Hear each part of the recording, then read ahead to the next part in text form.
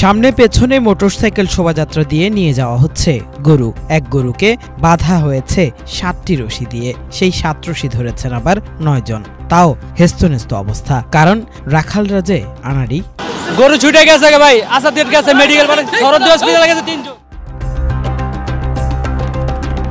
রাজধানীর দারুসালাম এলাকায় একটি বাড়িতে আনা হয়েছিল ৪.৫ লাখ টাকায় কেনা এই গরু, কিন্তু গাড়ি থেকে নামাতেই দৌড় দেয় গরুটি। দারুসালাম থেকে এক দৌড়ে পেরিয়ে যায় শ্যামলী মোড়। চলতি পথে সামনে প্রতিবন্ধকতা হিসেবে যাকে পেয়েছে তাকেই আঘাত করেছে গরুটি। হাসপাতালে পাঠিয়েছে ৩ জনকে, যদিও অবশেষে আবার ধরা পড়ে সে। তাই নেওয়া হয়েছে এত নিরাপত্তা ব্যবস্থা।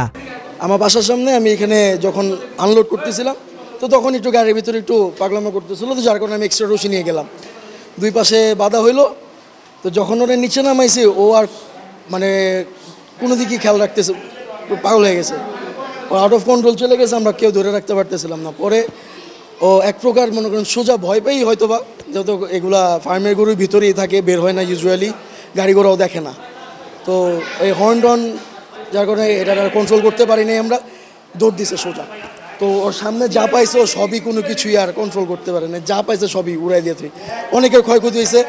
অলরেডি আমি 2-3 জনকে আমি হসপিটালে নিয়ে গেছি, ট্রিটমেন্ট চলতেছে তাদের।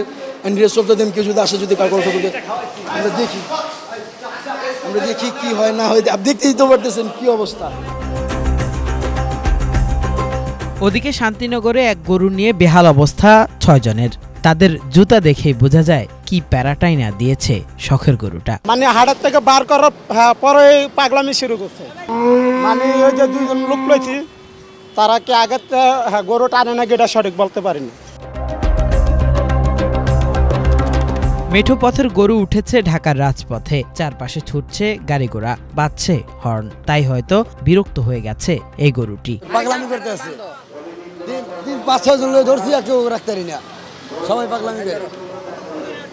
আধা ঘন্টা 1 ঘন্টাই হবে মনে হয়। তারপর রশি আনলাম নতুন, হাও কোনো কাম হইল না।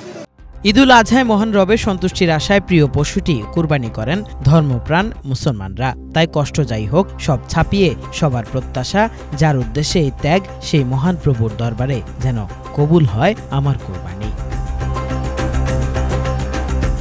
কিফায়াত শাকিল, বাংলা ভিশন, ঢাকা।